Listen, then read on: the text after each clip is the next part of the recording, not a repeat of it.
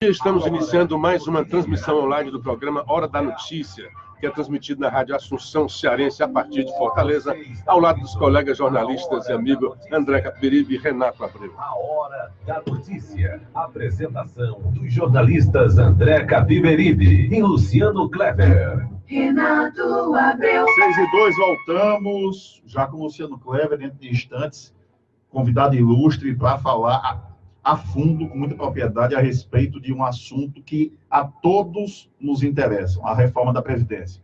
Mas antes disso, bom dia, Luciano Kleber. Bom dia, André.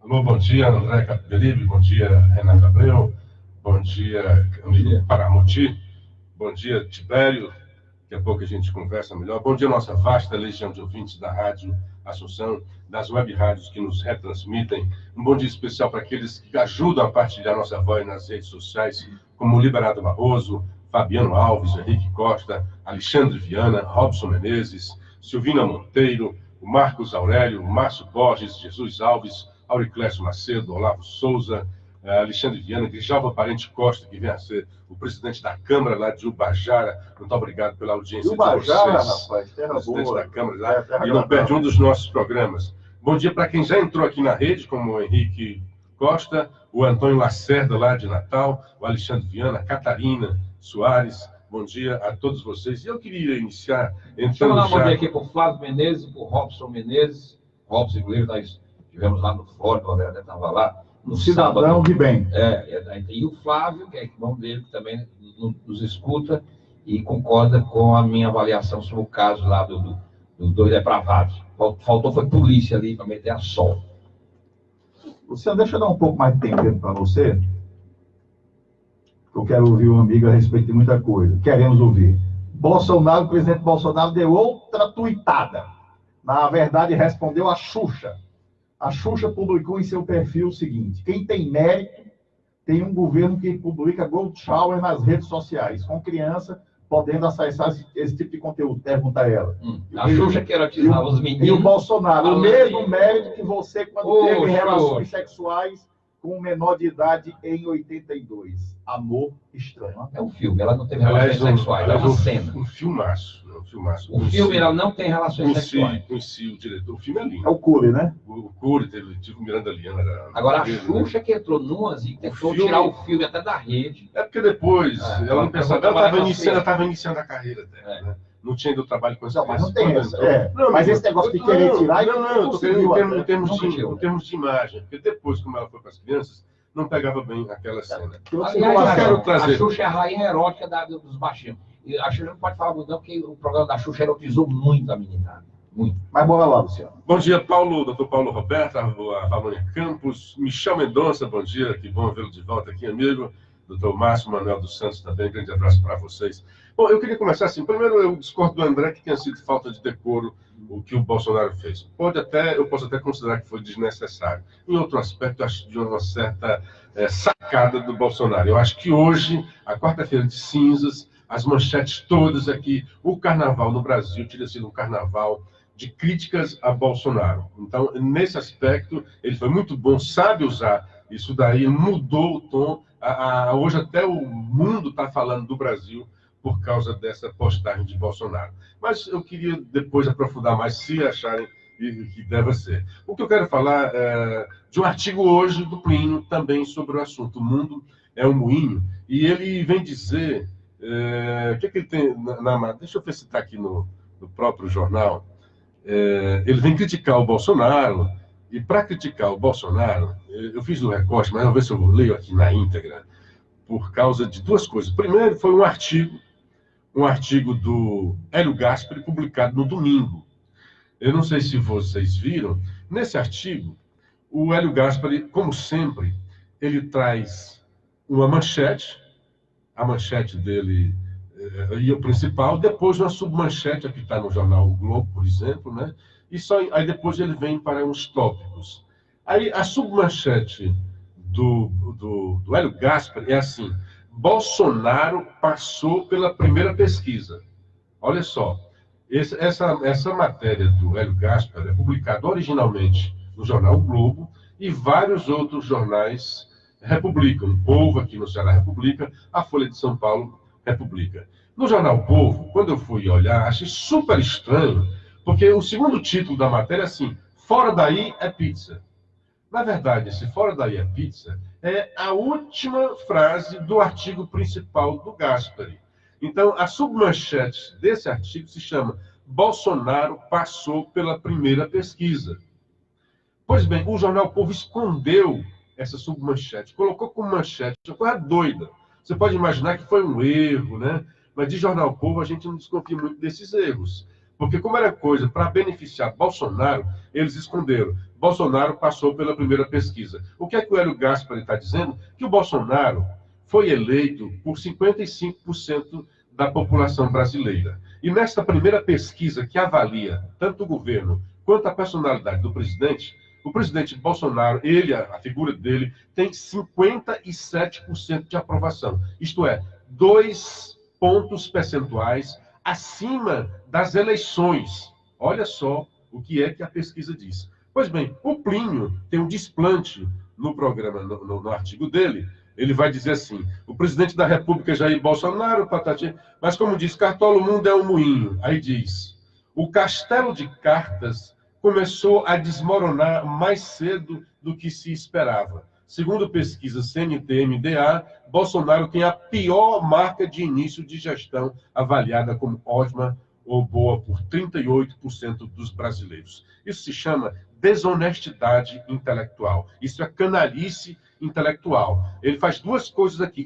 A primeira coisa, ele não pode comparar. Primeiro, porque são metodologias diferentes. Segundo, o que ele está comparando aí são os índices de Lula, FHC e Dilma em relação a essa pesquisa do Bolsonaro, que não se pode comparar. Plínio não é tolo. Ele sabe das metodologias e sabe que são incomparáveis, porque são em datas diferentes, em metodologias diferentes. Só podia comparar se fossem os 2 primeiros meses de governo FHC, os 2 primeiros meses de governo Dilma, os 2 primeiros meses de FHC, dentro da mesma metodologia. Como nem a metodologia é a mesma e nem as datas são as mesmas, não se pode comparar uma pesquisa com a outra. Então, isso é canalice intelectual. Então, ele esconde o que tem de bom na pesquisa para o Bolsonaro. A figura de Bolsonaro recebeu aprovação de 57% da população, segundo esta pesquisa que o Plínio está apontando. 57% é maior do que os 55%. Então, não tem nada de castelo desmoronando. Não diminuiu, ao contrário, subiu em 2 pontos percentuais, ok? Está dentro da margem de erro, mas está longe de dizer, com esta pesquisa, que há um desmoronamento do castelo de cartas de Bolsonaro. Então, isso é desonestidade intelectual. Aí ele vai dizer mais. Mas agora, lá para frente, quando ele vai dizer, aí eu vou para a clipagem agora, ele vai dizer mais na frente sobre o atentado, né? O que ele vai dizer? Na tentativa de se defender, a resposta do presidente foi a pior possível. Ele está dizendo que o presidente foi se defender das críticas que havia recebido no Carnaval. Ele postou na terça-feira um vídeo escatológico, supostamente filmado. Como supostamente, Plínio? Que doidice é essa tua, cara? Como supostamente filmado no Carnaval? É falta de desinformação tua, cara. O próprio Renato já falou aqui. A Folha de São Paulo apurou. Foi filmado realmente lá no Carnaval. Durante o Carnaval. Com o homem enfiando o dedo no Rabesquef, né? Ele faz essa brincadeira, consultar o dicionário do Nordeste de Fred Narrava. E em seguida, um segundo rapaz, aparentemente, que doidice essa de aparentemente, cara? Ele urinou realmente na cabeça do outro. Pois bem, primeiro é lamentar esse tipo de qualquer coisa que se diga contra o Bolsonaro. O Jornal O Povo escondeu no domingo, no artigo do Hélio Gaspari, a manchete. Quando eu vou para o jornal o Globo, por exemplo, é uma submanchete, é um título um pouco menor do que o título principal. E os outros são subtítulos ou intertítulos, que a gente chama, na cobertura de tópicos. Essa do Bolsonaro foi um título menor do que o principal, mas maior que o dos tópicos. O do Jornal O Povo não colocou, escondeu esse título, dizendo que Bolsonaro passa pela primeira pesquisa. É um absurdo que o jornal faça esse tipo de coisa e venha com esse tipo de comentário. Agora, voltando para o que o Bolsonaro fez em si. O Plínio diz, né, visto pela... Assim como você disse há pouco aqui também, ele vai dizer que a conta do presidente no Twitter tem quase 3,5 milhões de seguidores, muitos deles crianças. grande exemplo. Olha, eu conheço um pouco das mídias sociais e conheço a característica de cada uma delas. Se a principal, a menos afeita a crianças, é exatamente o Twitter. Aliás, o Twitter é uma das redes sociais mais apreciadas, mais seguidas e mais usadas pelos jornalistas. Porque uma das características do Twitter é exatamente a simultaneidade, é o que está acontecendo naquele momento. Cada uma das redes sociais tem... Se falasse que no Instagram, ou até no Facebook, ou no YouTube, esse sim, no YouTube tem muitas crianças até... Você não conhece nenhuma criança que seja uma grande referência no Twitter, por exemplo. E você conhece várias crianças que são youtubers, que ganham dinheiro até fazendo brincadeiras e colocando vídeos lá no YouTube. No Instagram, eu não conheço nenhuma. É possível que tenha. Inclusive, que não conheço, não tem a mesma popularidade dos demais. Mas como é para criticar o presidente, ele deixa de lado essas coisas que ele com certeza sabe, porque senão ele não seria o jornalista bom que ele é, né? Com certeza ele sabe. Tem o mesmo nível de informação que eu tenho. Portanto, quando ele diz isso daí, é exatamente para tentar queimar o presidente. O que o presidente trouxe, e aí muita gente diz, olha, porque ele não gosta de carnaval. Não gosta mesmo, não.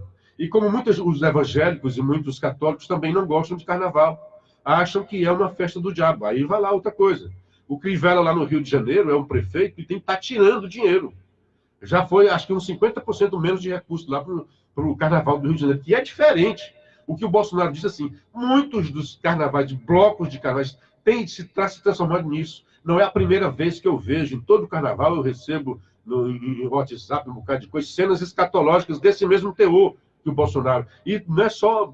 Outros estão dizendo, o Reinaldo Azevedo, né, que tem debandado, assim, em termos de inteligência dele, usar a inteligência dele para debater, para contrariar a si próprio, né? Ele diz que o Bolsonaro só fez aquilo porque era uma cena de gays. Então, o que o Bolsonaro queria mesmo era criticar os gays. Então, ele já entra na cabeça do presidente e está dizendo, se uma cena daquela fosse feita por héteros, o Bolsonaro não teria publicado. Olha que absurdo. O que o Bolsonaro está falando é de uma degradação moral, que é exatamente aquilo dali. Eu não estou dizendo que aquilo seja depravação, não. Depravação é fazer em público.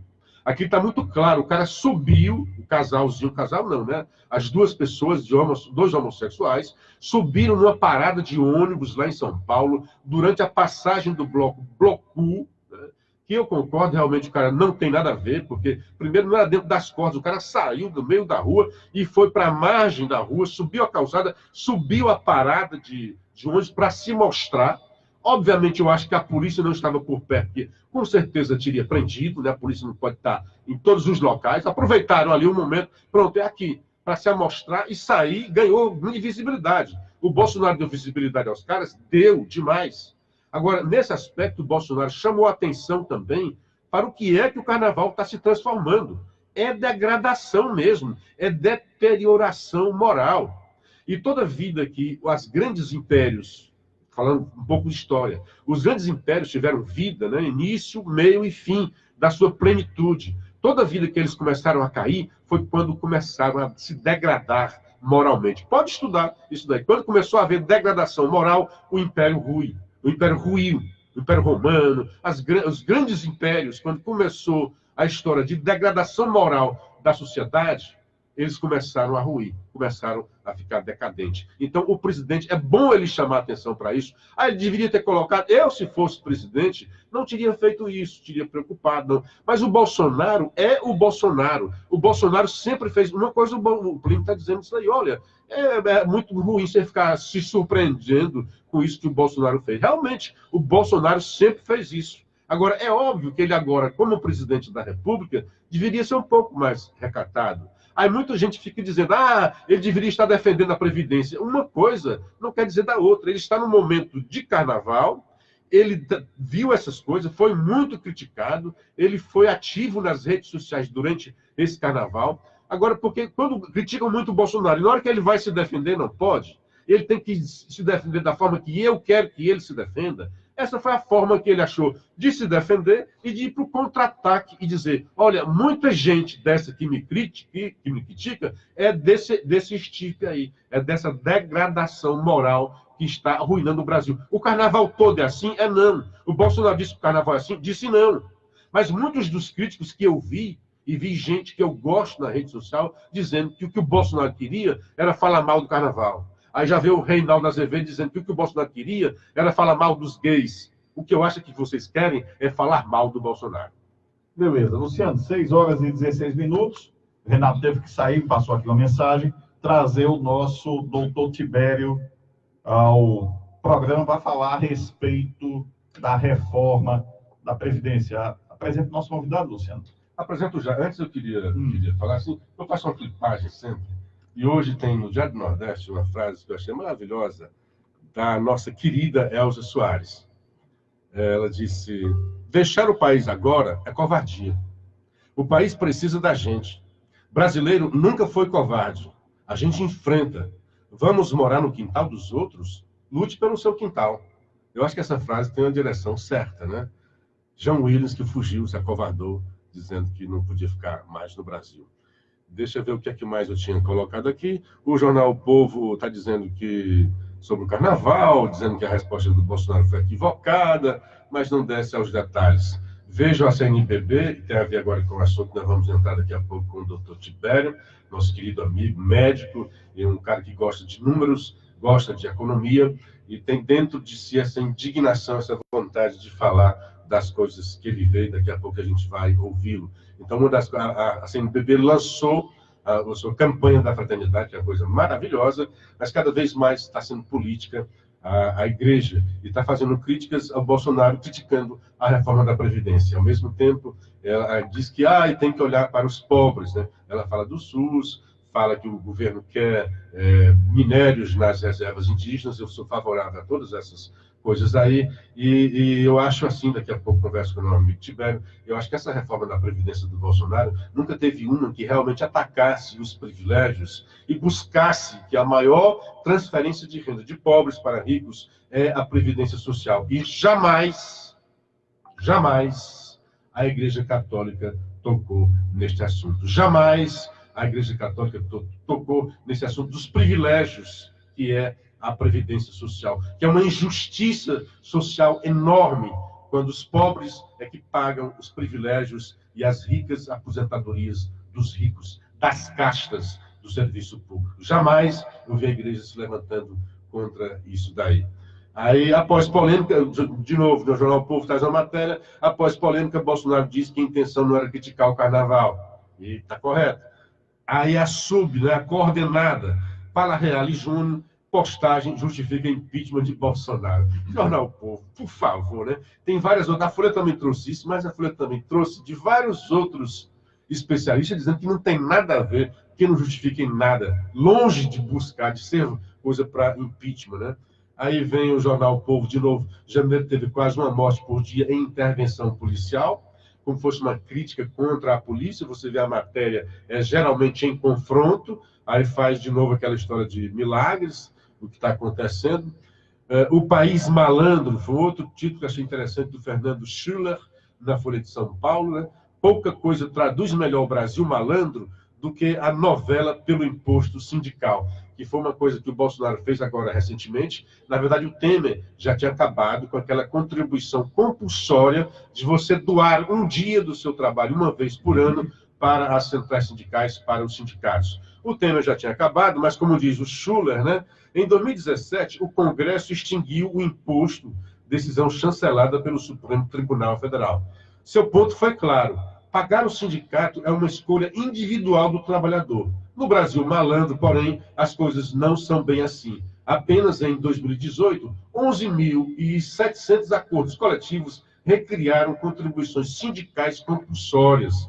O que é que os malandros fizeram? Não, mas se tiver um acordo aí na Assembleia Sindicais, que pouca gente comparece, então a empresa é obrigada a mandar esse imposto. Agora, o Temer foi mais profundo e disse: agora é só se o trabalhador realmente quiser, e o pagamento será feito através de boleto. Então vai o boleto para você, André, se você quiser pagar, e você paga se quiser. Não vai ter aquela da empresa retirada. Não sei se você estava sabendo disso, né? Então, viva o Bolsonaro, que fez isso, e está agora tendo uma guerra contra o Bolsonaro das centrais sindicais por causa disso daí. O que vai acontecer agora é que os sindicais têm que se preocupar mais com os seus clientes, tem que dar mais trabalho, retorno para os seus clientes, para convencer os seus clientes a fazer essas contribuições. Outra notícia que eu clipei, também no assunto do Tibério, 55 países elevaram a idade mínima para a aposentadoria na última década. Não é uma coisa do Brasil. Servidores partem para o ataque contra a reforma, aguarde que vem por aí. O Janot recebe R$37 mil de aposentadoria. Isso sim é obsceno, isso sim é criminoso, isso sim a igreja da CNBB não fala nada contra, né? E outra coisa ainda da CNBB, é lamentável, essa história que houve agora recentemente do Papa, que contra os crimes de abuso sexual de crianças. Aí tem gente na Argentina que diz que o Papa Francisco, quando arcebispo lá de Buenos Aires, sabia e acobertou muitos desses crimes. Então é lamentável com isso aí. Bom, tirando isso, clipagem do que eu tinha recortado, deixa eu dar um bom dia para o Wellington Pereira, que retransmite o nosso programa na sua web rádio Metro Interativo de Maranguape. Vilva Costa, que é o livro. Ladislau de Oliveira, bom semana para todos nós. Andréa Alves, bom dia para nós. Helena Soares e também para Sandra Biguetti. Aqui do meu lado, o querido amigo Tibério. Não, Tibério, estou tentando tirar aqui, ver se tira do seu rosto. Tibério é corte aqui do microfone. Tibério, bom dia. Você traz para nós, estou vendo aqui um papelão, um bocado de coisa, você se preparou para falar sobre a reforma da Previdência. Eu acho, minha opinião pessoal, que essa é a melhor reforma da Previdência já apresentada. Se você concorda com isso ou não, dê o seu bom dia, já começa falando sobre isso. Bom dia, André, Luciano, Renato e principalmente a você, ouvinte. Eu queria aqui agradecer ao meu amigo André por ter me aceitado aqui. Estou aqui fazendo, André, você me deu a oportunidade de fazer um desabafo. Eu já não suporto mais, há 2 anos, estar ouvindo em debates de televisão, matérias de jornal e revista, especialistas em previdências, economistas, que nesses debates, eles comentam tudo. Parece, às vezes, que eu estou assistindo um programa da Academia Brasileira de Letras, pois ali eles falam de coisas bonitas, de coisas feias, mas não apresentam números. E o assunto é importante, ouvinte. Vou lhe dar 1 minuto para você pegar uma caneta e um papel e anotar os números que eu vou passar aqui. Vão mexer no seu dinheiro, no dinheiro do seu filho e no dinheiro dos seus netos. A coisa é importantíssima. É importante, sim. Tibério, a Previdência está quebrada ou não está quebrada? A Previdência, ela vem quebrando há 30 anos. Eu vou passar esses números e vou estimular o bom senso do ouvinte. Porque eu aqui também podia estar me colocando como mais uma pessoa que está usando de má fé. Uma vez que se fala de Previdência e não se apresenta os números. Então, eu vou apresentar os números e você que está me ouvindo diz, esse aí é mais um que está manipulando. Como foi o caso agora de uma comissão do Senado, que o ilustre senador Paulo Paim levou lá um economista, eu não sei o que é, Paulo Penteado. Sim. Esse ainda foi pior, porque ele passou para as pessoas alguns números, alguns dados, mas ele manipulou no sentido de que as pessoas concordassem com ele de que não havia necessidade da Previdência. De modo que eu tenho um argumento aqui, e eu vou passar agora, André, Vamos, sim. que bota tudo isso abaixo. As pessoas estão ocupadas, trabalhando, o país está em crise, mas tem a obrigação de se informar. Ouvinte, Luciano, Clever, André, você, para saber e ter a ideia da necessidade da Previdência, não precisa consultar livro, não. Basta você olhar dentro de casa e ir lá na porta da rua que você já vê que há uma necessidade da Previdência. Olha, o meu pai, ele tinha 14 irmãos, mas o papai só teve 6 filhos. Sim. E cada filho do papai, que somos nós, só tivemos 1 ou 2 filhos. De modo que a população vem diminuindo, André, desde a década de 70. Lá em casa são 8 filhos, né? Tem as exceções, mas a regra... Meus irmãos são 7 irmãos, né? E você tem quantos filhos, Luciano? Eu também tenho uma prole razoável. Não, mas vem diminuindo. Vai ver diminuindo. Vem. Por mim, teria 2 filhos. Minha mãe teve 11 irmãos e 3 filhos. Meu pai, 7 irmãos e 3 filhos. Não, o que o Tibério está dizendo, me perdoe, Tibério, é que, na verdade, antigamente havia muito mais gente para pagar a aposentadoria. Cada vez mais, isso é um fenômeno mundial, não é só do Brasil, cada vez mais tem menos gente. É tanto que já tem países fazendo o inverso. Antigamente havia um programa de controle de natalidade, achando que o mundo ia ser densamente povoado, não daria conta. Hoje já tem países que fazem o contrário, que estão estimulando que as pessoas tenham filhos, porque cada vez nós temos um país de velho, cada vez mais gente velho e menos gente jovens, menos força de trabalho, menos gente no mercado de trabalho, que antigamente era o mercado de trabalho atual que pagava as aposentadorias do futuro. Tem um amigo nosso, Gervásio, que dizia, não, eu paguei pela minha aposentadoria. Não, cara, agora, nesta reforma do Bolsonaro, é que você vai poder dizer isso. Para quem vai entrar agora no mercado de trabalho, é o que se chama da repartição, da capitalização. Então, você vai ficar reservando todo mês uma grana para, quando você terminar de trabalho, ter uma comodidade de saber quanto é que vai receber. Antigamente, não. Quem estava hoje, era mais ou menos, se eu não me engano, acho que era 6 ou 8 pessoas pagavam uma aposentadoria. Hoje tem 2 pessoas para pagar essa aposentadoria. Então, é questão de matemática, né? Quando foi criado, eu posso fazer uma síntese, uma pequena sinopse da Previdência. Lá nos governos militares, existia o INPS. Quando o INPS foi criado em 1971, se não me falha a memória, no governo do Geisel foi do Médici, haviam 8 pessoas empregadas para cada aposentado. Essa relação hoje, pelo fato da população as famílias virem diminuindo de tamanho, de componentes, essa relação hoje é de 3 trabalhadores para 1 aposentado. Insustentável. E acentuando, ano a ano, essa queda. Eu queria ainda passar um dado demográfico para o ouvinte a respeito da população brasileira. Em 2004 até 2014, a população brasileira ela aumentou apenas 10%. Ela saiu de 184 milhões de habitantes para 204 milhões. Isso é 20 milhões, que corresponde a 10% da população brasileira. Agora, a população de idosos aumentou 54%. Vejam bem, enquanto a população total aumenta 10%, a população de idosos acima de 60 anos, na qual eu já me incluo, aumentou 54%.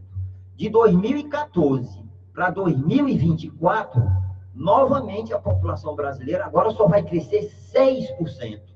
E a população de idosos, André, vai crescer novamente 52%.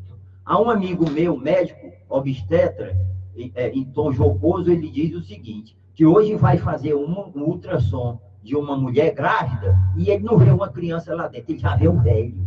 Porque a população brasileira está envelhecendo acentuadamente e intensamente. Existe um outro dado demográfico, que é o seguinte, o êxodo rural, aquele processo de urbanização, ele levou 100 anos na Europa. Começou lá em 1790, por ocasião da Revolução Industrial na Inglaterra. Mas levou 100 anos. Aqui no Brasil levou apenas 20 anos. O Brasil é desse jeito. É um país que precisa ser estudado, porque ele difere de tudo quanto é país do mundo. Do mesmo jeito que houve um processo extremamente intenso de urbanização, que ocasionou o aparecimento de favelas e de criminalização, há nesse momento, ou aliás, já houve esse processo de envelhecimento acentuadíssimo na população, que vai trazer problemas, aliás, já está trazendo, de previdência social. Agora, ouvinte, se você já pegou papel e lápis na mão, vou passar os dados para vocês. Vamos aos dados. São importantes, vão mexer no seu dinheiro, André. E as pessoas precisam estar informadas e muito bem informadas do que está acontecendo. A respeito da Previdência, perdão, Tibério, só dar um dado, um fato meu. Eu tenho recém-completos 42 anos, fiz no último dia 2 do mês passado, 2 de fevereiro. E se Deus me der saúde, a gente vive numa situação diferente, você que se inclui, você que é médico e profissional liberal, o Luciano, idem, e eu, idem. Deus dando saúde a gente gosta do que faz, dá para trabalhar até mais de 70. Ou seja, eu não pretendo me aposentar antes dos 30 anos, só se não tiver saúde, se morrer, ou se não for possível. Então, além do INSS, eu já pago, eu contribuo há algum tempo com o Brasil Prev, que é a Previdência do Banco do Brasil, justamente por não confiar na nossa Previdência, um sentimento que minha mãe, sua colega médica, me passou desde criança. É uma boa saída esse tipo de ofício? Eu vou responder de um modo o mais simples, para que eu possa trazer esses dados. Vamos sim. A história da Previdência, ela começa lá em 1923, com o cidadão Eloy Chaves, que o Lula até citou ele. Foi a primeira tentativa de fazer previdência social no Brasil, que era a previdência dos ferroviários. Quando chega nos governos militares, eles intensificaram esse processo, até porque, naquela época, havia as previdências, essa que você está fazendo aí, eram previdências complementares com particulares. Existia o tal de Monte Pio, uma série desses... Ajuda aí, Luciano, dessas... São carteiras previdenciárias. Dessas caixas previdenciárias. Então, o Exército tinha uma também. O Exército tinha um Monte Pio da família militar e por aí vai. O que foi que ocorreu? As pessoas pagavam... Aí veio o rural nessa época também, né? As pessoas pagavam e quando foram dar início ao processo de receber esse dinheiro, esses agentes decretaram falências e fugiram do país. Então, o governo militar resolve encampar essa coisa da previdência no Brasil. Mas não tinha lastro, não, no Banco Central? Tinha, não. Naquela época, não existia órgão regulador. Não tinha fiscalização. Não tinha fiscalização. Então, o que foi que aconteceu? O governo cria aquele, eu não sei se tem 40 anos, o INPS. De lá para cá, a coisa vem se desenvolvendo. Instituto Nacional de Previdência Social. Em 1990, o Collor de Mello unifica esse INPS com aquele APAS, aquela coisa toda, e passa a formar esse INSS de hoje. Não é? Tudo isso são tentativas e... Até o IAPAS era de assistência... Antigamente era separado, né? Separado. O INPS era Previdência e o IAPAS era Assistência Social. Assistência Social. Instituto de Assistência Social. Então, observe, em vez da coisa avançar, houve um retrocesso, porque Previdência é Previdência e assistência social é assistência social. Então, o que é que eu vejo com esses especialistas? Ele mistura tudo. Então, quando você ouve um debate, ele fala, de Previdência. O assunto, vamos fazer uma proposta de Previdência. Espera aí, tem que separar as coisas. Primeiro, porque tem duas Previdências. Tem a Previdência do pobre, que é a do INSS, que se chama regime geral, e tem a Previdência, entre aspas, do classe média alto, que seriam as Previdências públicas, os regimes próprios de assistência pública. Mas na hora de falar em reforma, ele já bota tudo junto. Então, eu vou começar a passar o número agora. Só um instante, antes você segura os seus números aí, deixa eu dar um bom dia para o Domingos Neto, para o Paulo Roberto Soares, o Edilson Mapurunga, mandando um bom dia aqui para nós. Conhece, né, o Edilson Mapurunga, né? Valônia Campos, o Arcanjo Cunha, Emília Lima, Maria das Dores, Marcos Barreto, Hermelinda Gonçalves. Então, com vocês agora, Tibério, com os números da Previdência Social. Vamos lá, Tibério. Existem duas previdências e dois modos, ou dois sistemas de previdência. As duas previdências que existem, como eu já disse, existe a previdência do INSS, que é uma previdência do trabalhador, daquele que contribui para o INSS. E a previdência só para lhe ajudar aqui, doutor Paulo Roberto Soares, eu fui uma das vítimas do Monte Pio da família militar. E o Ronilson Abreu mandando que o assunto do dia de alta relevância. Doutor Paulo Roberto, médico, né? Muito bem. Médico militar. Anotem aí. Eles dizem que o rombo da Previdência é de 340 bilhões de reais. Então, vamos destrinchar isso aí. Sim. 340 seria o rombo da Previdência Pública, do INSS, e da Previdência dos regimes próprios. O do INSS, anote aí, 240. E dos regimes próprios do servidor público, 100. Agora, vejam bem. No INSS, existe 33 milhões de aposentados e pensionistas, que dão um rombo, eu vou já destrinchar esse rombo, que não é estudo, de 240. E apenas 1 milhão de servidores públicos dão um rombo de 100. Então, já começa a haver uma desproporcionalidade aí. Já ficamos alerta aqui de que o arroxo deve ser direcionado, infelizmente, no sentido de quem ganha mais. Claro. E quem ganha bem nesse país é o servidor público. Agora, veja só, a maldade dessa turma que comenta a respeito de Previdência. Desses 33 milhões de aposentados e pensionistas, 13 milhões, na verdade, não é Previdência, é assistência social. O governo militar lá atrás criou o Fundo Rural, que foi posteriormente encampado, depois veio os deficientes físicos, não é isso? E outra, o homem da cidade também. O homem da cidade, com 65 anos, ele já recebe o benefício da prestação continuada. De modo que esse pessoal da assistência social, que tem direito de receber, sim, eu estou dizendo que não tem, não. A União tem que dar amparo a essas pessoas. E eu também vou dizer por quê. São 13 milhões. Então, uma conta simples que a gente faz, inclusive, de cabeça. A assistência é aproximadamente R$1.000 por mês. Se você multiplicar R$1.000 por 13 milhões das pessoas do benefício da prestação continuada, dá 13 bilhões por mês. Por mês. Multiplique por 12, dá 156 bilhões. Na verdade, tem que multiplicar por 13, né? Mas não existe o 13º salário. Perdão. Então, veja bem, quando se diz que o rombo é de 240, não é 240.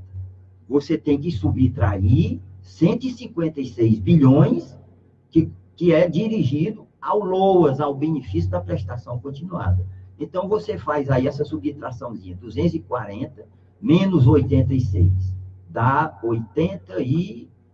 76 bilhões. Sim. Esse é um rombo provisório do INSS, devido a esse momento que o país vive de grande desemprego. Não houvesse esse desemprego, esse déficit da Previdência do INSS, talvez não fosse 20 bilhões anuais. Ficou bem claro? Estão sendo justos, claríssimo, claríssimo. E agora eu estou entendendo, Por que algumas pessoas dizem que o déficit da Previdência é 200 bilhões do INSS. Outras dizem, não, só é 20. As que dizem 20, elas estão certas. Porque é o que o Ciro Gomes diz.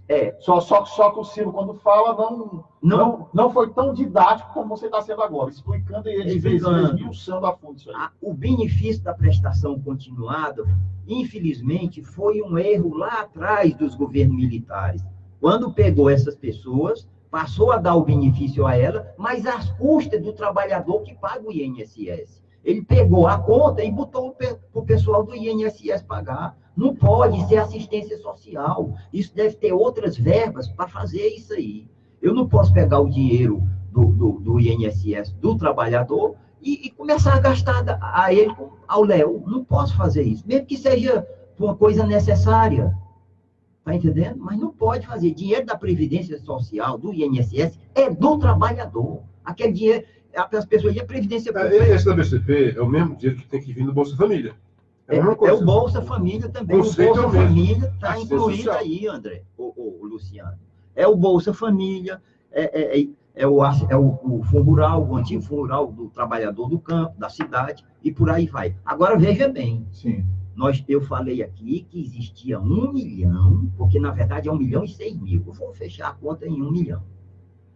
Que dão déficit na Previdência. Normalmente eles colocam tudo junto. Vamos separar. Eles dão déficit na própria Previdência dele, que são os regimes próprios, de 100 bilhões.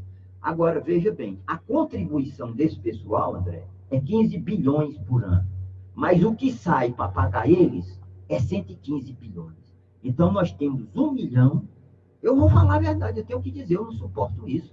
Temos 1 milhão de servidores, inclusive aí, incluso os militares, que dão um rombo de 100 milhões. Veja bem, 1 milhão de servidores efetivamente dá um rombo de 100. E nós temos 33 menos 13, que são o pessoal do LOAS, fica 20 milhões de aposentados no INSS, aposentados e pensionistas, que dão um rombo de 20 a 30 bilhões somente. De modo que a reforma da Previdência, ela tem que ser direcionada. E, infelizmente, tem que ser direcionada no servidor público. E eu vou mostrar também, agora, se você me permite. Se você está dizendo que deve, né? Você já leu sobre essa reforma, porque está dizendo que deve, mas eu já estou vendo que ela está sendo direcionada exatamente para isso, para esse segmento. Ela hoje, e faz uma adequação, por exemplo, quem está, a grande maioria da população brasileira, obviamente, está no regime geral. Então, e geralmente é 1 salário mínimo, é 2 salários mínimos, no máximo 3 salários mínimos. Então, esse pessoal aí paga uma alíquota para o INSS, para a Previdência, de hoje paga, se eu não me engano, 8%. E esse pessoal vai ter uma alíquota reduzida para 7,5%. E aí vai criando, e é isso que eu acho de inteligente, o que há de mais inteligente nesta reforma, é essa chamada alíquota progressiva. A partir daí, quem está no regime geral, quer dizer, a grande maioria, vai pagar no máximo 11% de alíquota, porque é quem recebe no máximo até R$ 5.800. E a partir daí vai tendo progressividade na alíquota e chega a 22% para quem recebe como Janot em torno de R$ 37 mil de aposentadoria. Isso sim é que eu acho obsceno no Brasil. E a grande grita que está acontecendo por aí, e hoje eu trouxe aquele página, né, que os servidores já começam aí, o Guimarães está dizendo, né, vai ter uma grande campanha contra a reforma da Previdência. Essa campanha contra a reforma da Previdência é uma campanha para a manutenção de privilégios. 84% do pessoal do INSS recebe 1 salário mínimo. Até 2 salários mínimos, 84% recebe 1 salário mínimo. Veja bem. Até 2 salários mínimos. Então, veja bem, esse povo todinho aí vai ter uma alíquota reduzida. 85%. Né? Vamos fechar, né? 85%. Né? Da população que é aposentada recebe apenas 1 salário mínimo e vai ter alíquota reduzida. A maioria, os pobres, vai ter benefício. E tem que centrar exatamente a reforma na busca de caçar privilégios, como esse do seu Janot, que ganha 37, alguma coisa de aposentadoria. Luciano, eu trazer um tema aqui que eu discordo de você, que nós discutimos lá com o Mapurunga. Só ajeitar aqui o microfone. Saldanha, o áudio está ok aqui, professor Saldanha? Já na proposta do Bolsonaro para a Previdência, com relação ao BPC, o benefício da prestação continuada, ele inicialmente estipulou um valor de R$ 400 por mês. A seguir, ele subiu para 520. Infelizmente, Luciano, eu não concordo com você com essa redução, aparente redução de um salário mínimo, aproximadamente R$ 1.000, para R$ 520. Eu vou dizer por quê. Olha, no Nordeste, nós temos 1.274 municípios. Segundo o IPEA, 274 municípios, que correspondem a aproximadamente 20%, vivem exclusivamente. O fundo de participação desses municípios não dá nem para começar. Eles vivem, a economia local vive exclusivamente do que eles chamam de aposentadoria dos velhos. Todo fim de mês, ou aquele período lá, quando o dinheiro dos velhos chega, é o que movimenta o comércio. cidades, isso aí o próprio IBGE já mostrou, cidades nordestinas com menos de 50 mil habitantes, elas vivem hoje basicamente, ou numa porcentagem muito Bolsa alta, Família, né? não é do Bolsa Família, da aposentadoria dos velhos. O Bolsa Família, André, o governo gasta com ela, por ano, 26 bilhões de reais. Mas com o benefício da prestação continuada, nós já vimos aqui que ele gasta 156 bilhões.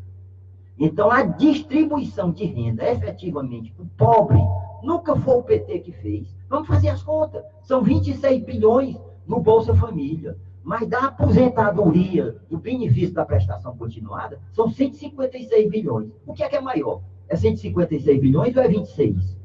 Então, quem começou efetivamente a fazer distribuição de renda no Brasil por mais pobre foi o governo militar. Eu não gosto de governo militar, não. Mas foi lá em 1971.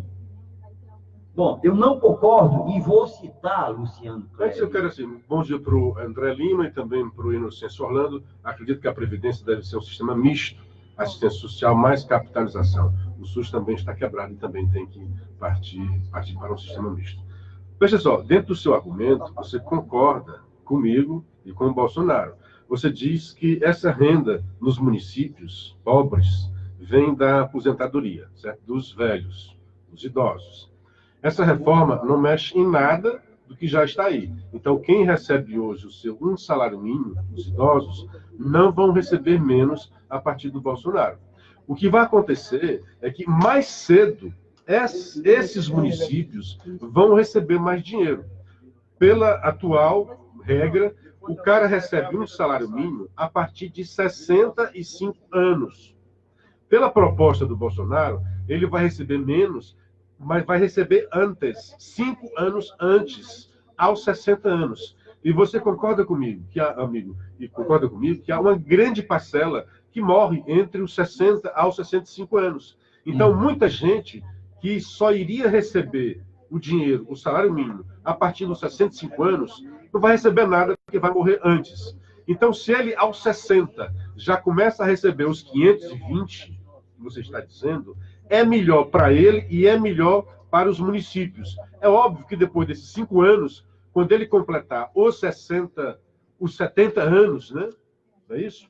Ou os 65, 65, né? Ele vai continuar recebendo 520, quando então poderia receber os 980, os R$1.000 para fechar. Mas se você fizer uma conta básica, 520 eu tinha feito com 480, né? Com R$400. Só os R$400 daria, se ele deixasse quieto o dinheiro, ele começaria lá com 65 anos, já com R$24.000 no bolso. Multiplica aí esses 520 por 60, é a quantidade que você vai ter. Digamos que ele não receba nada. Hoje, ele não recebe nada até aos 65 anos. Isso. Tá certo? Aí, se ele receber, o Bolsonaro vai dizer que vai dar 520 vezes 60. Ele vai começar, quando chegar aos 65 anos, que só então, pela atual regra, ele passaria a receber um salário mínimo, R$1.000, ele já tem no bolso, se não colocar na poupança, R$31.200. Imagina isso daí.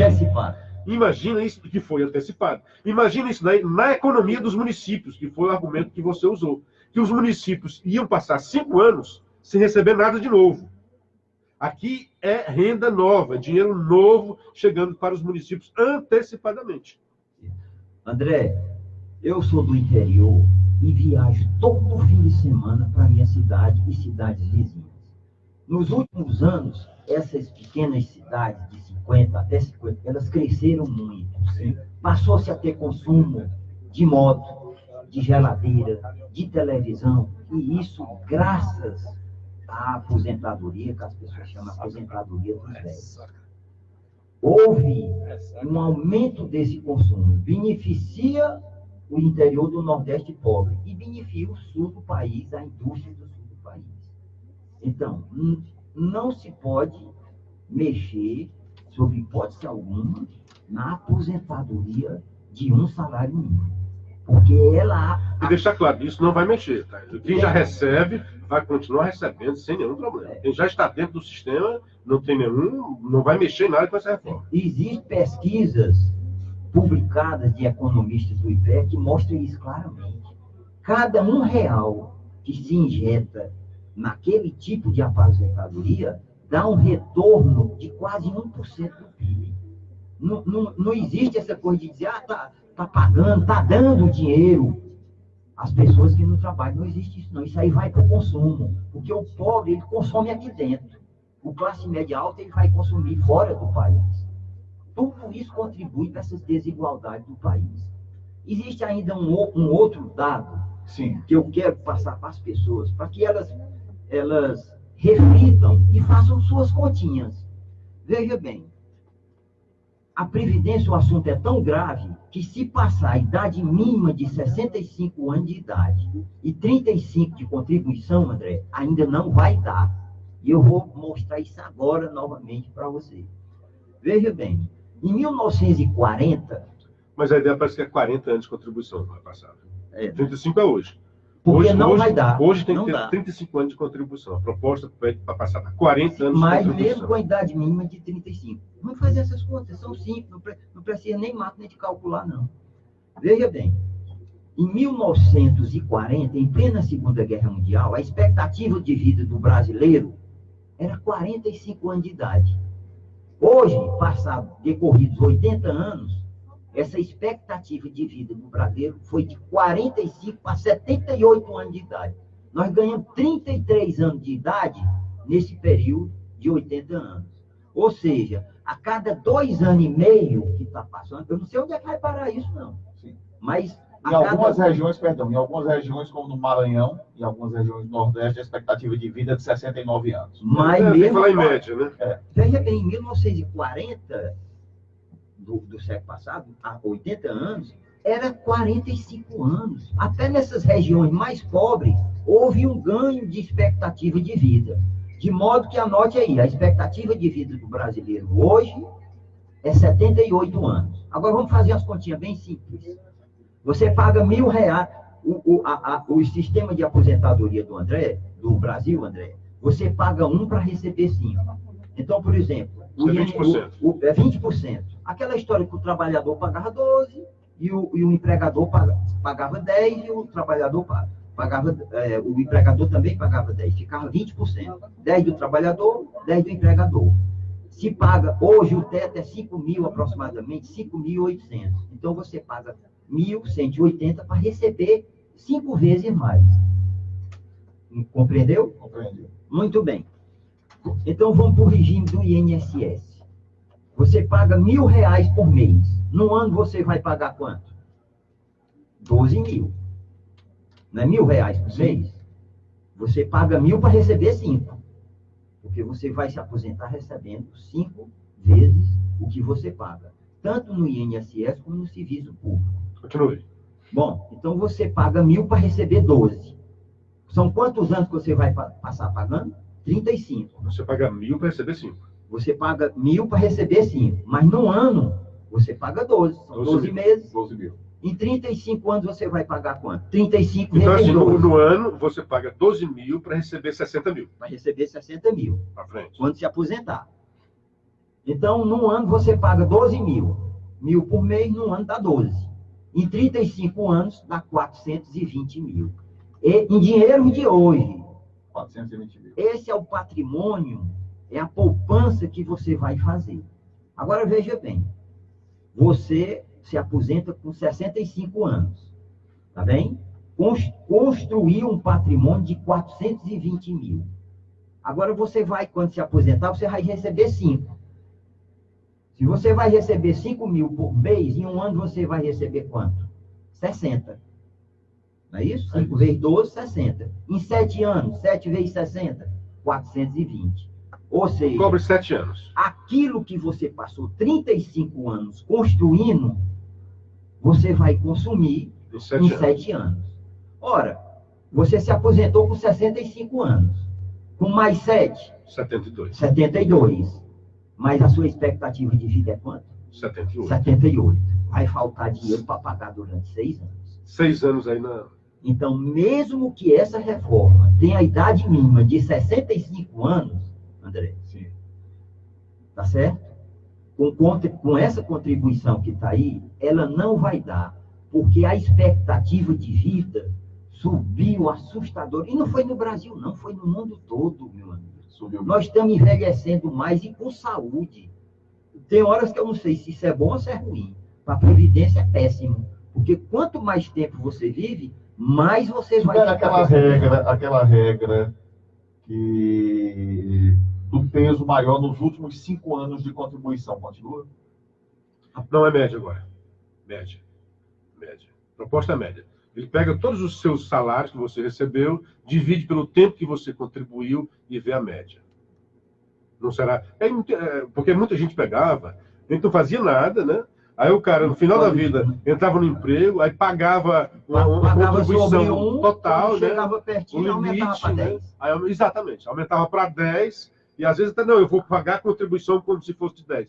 Essa é uma das fraudes que aconteciam, das muitas fraudes. Existiam essas brechas. André... Por falar em fraude, cadê quem colocou? Dizendo assim, que na verdade, está aqui o Ronilson dizendo, dados do IBGE, 6,5 milhões de pessoas se declaram agricultores familiares, mas tem 6,5 milhões, mas tem 9 milhões recebendo a aposentadoria rural.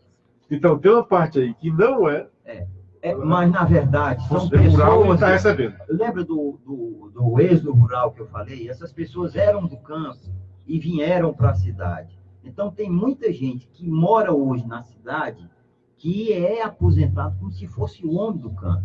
Mas o que interessa nessa história é que existem 13 milhões de pessoas que são deficientes físicos, cegos, e homens de 65 anos da cidade e de 60 no campo, que recebe esse benefício sem ter praticamente contribuído. Agora, Luciano, você que é um homem... Vou falar disso, que é outra exigência na reforma, né? É que tem que passar a contribuir. Porque tem gente que não contribui nada e recebe também a Previdência. O que causa um descompasso também, né? Então, há pelo menos 15 anos de contribuição me parece que agora. de R$50, uma coisa assim. Doutor Tibério, já se despedindo, 6h58. Nossa.